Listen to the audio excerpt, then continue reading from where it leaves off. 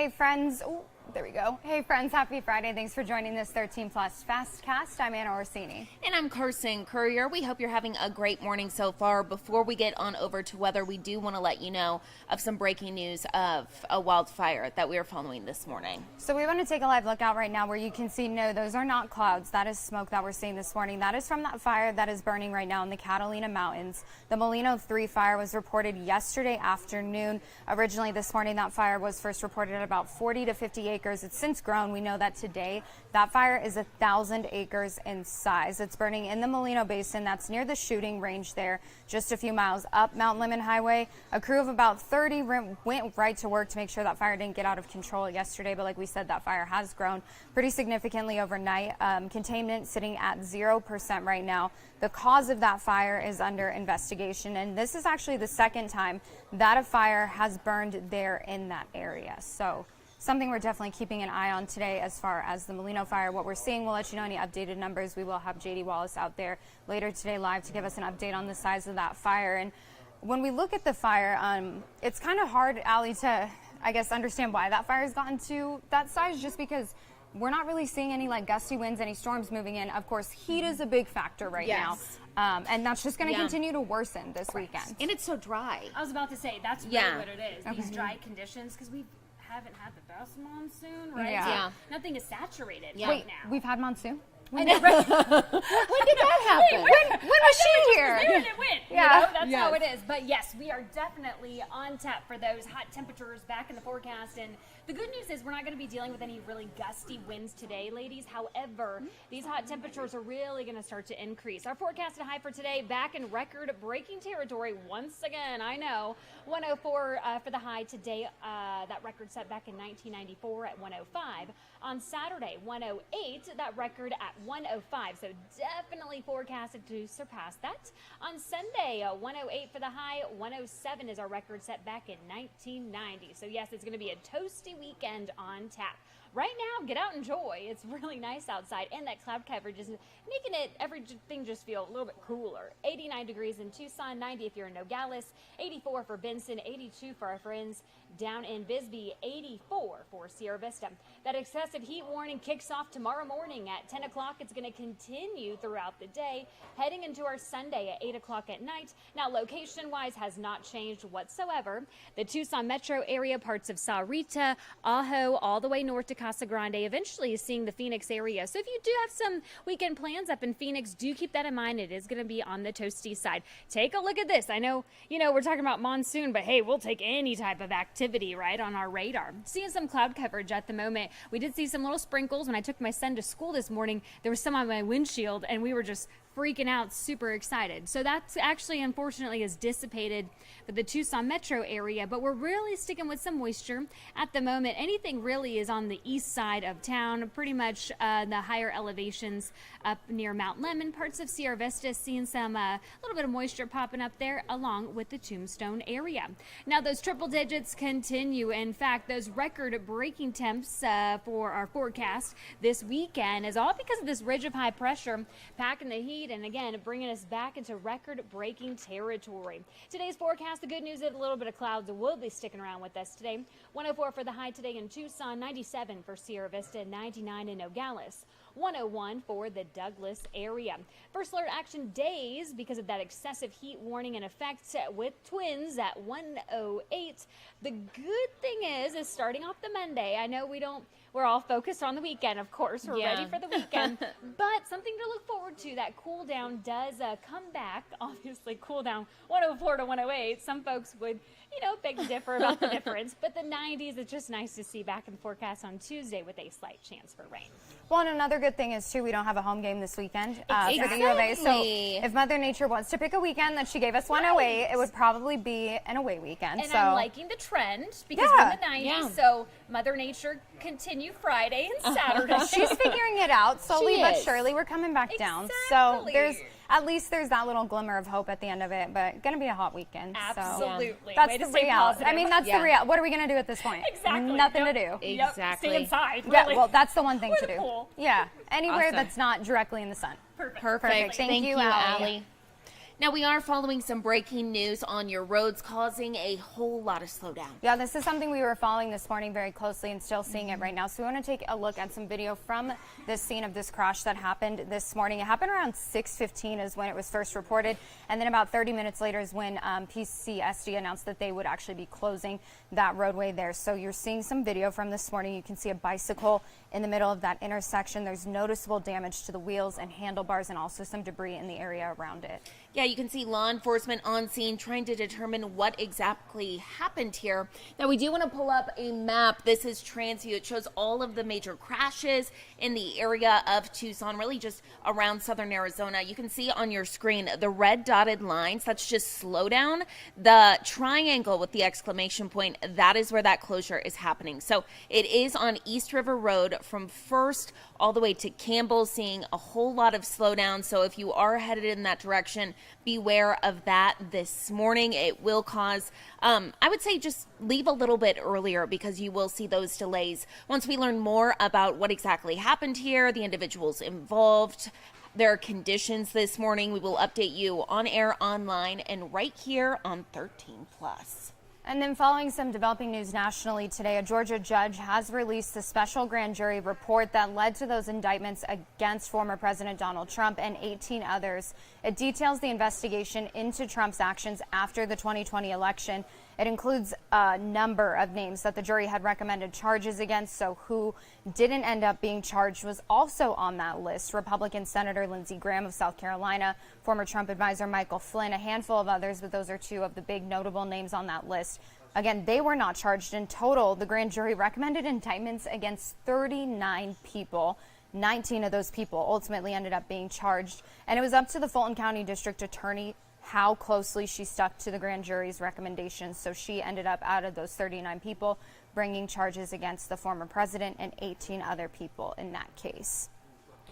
And happening now, unfortunately, it's that time of the year. You've probably seen it. I know I've gotten sick already. A lot of people getting sick, kids heading back to school. Flu and RSV, both something that are ticking up right now. Yeah, that's right. Now let's think about last year. We know the flu, it came a little bit earlier, and it was one of the worst RSV outbreaks that we've seen in years. So our very own Jack Cooper, he spoke to some professionals about when you should get a flu vaccine and RSV vaccine in order to stay protected this year.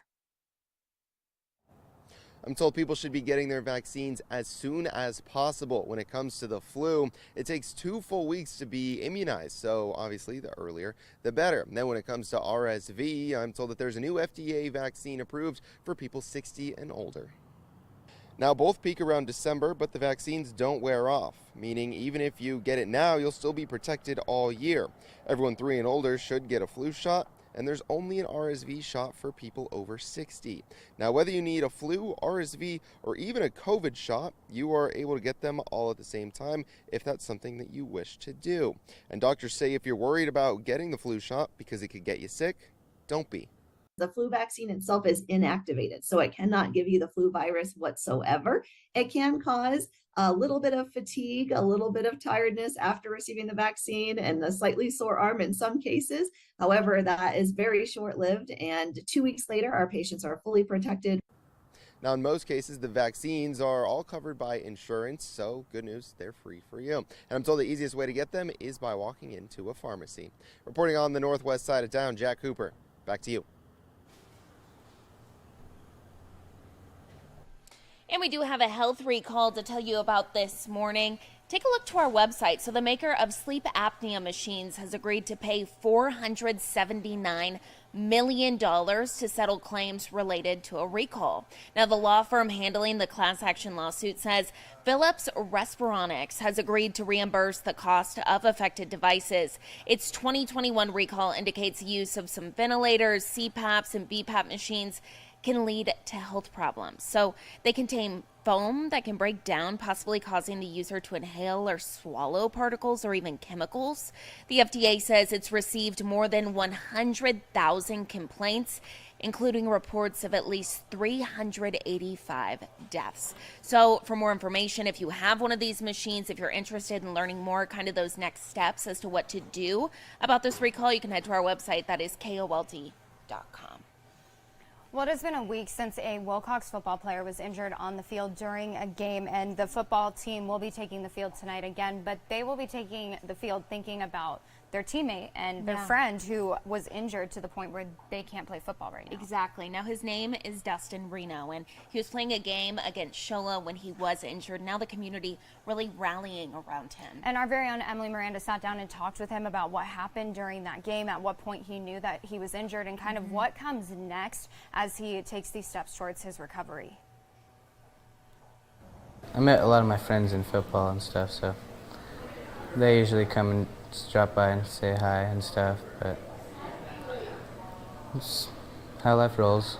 Things happen. Dustin Reno has played football at Wilcox High School since his sophomore year, but that all changed last week when he took a powerful hit during the first game of the season. I don't remember any of it because I got concussed, but I saw my film and got knocked out, but the quarterback was breaking hits and tackles and stuff, so I hit him hard.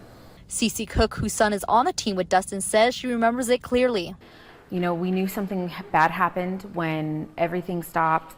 You know, the kids were kneeling and he was laying on the ground for quite some time. Cook and other members of the community say Reno walked off the field after taking the hit. It wasn't until later when they learned how bad things were. Reno has limited movement in his right hand. This prevents him from continuing to play. It's a lot different. It changed my life a lot. I can't go to school anymore, at least not at the moment. I feel like we're still looking for neurosurgeons and stuff to help put my nerves back together so I can move my arms some. Reno says that it has been nice to see the support he has received from the community. It's really nice. There's a lot that they've done for me. Cook, who is helping to arrange an upcoming fundraiser for Reno, says it was the right thing to do. We just want to know that Dustin is taken care of. Our community is amazing for coming together in tragedies, and this is just another part of it. While Reno has a long road ahead of him, he is staying positive. Don't give up. Just keep going.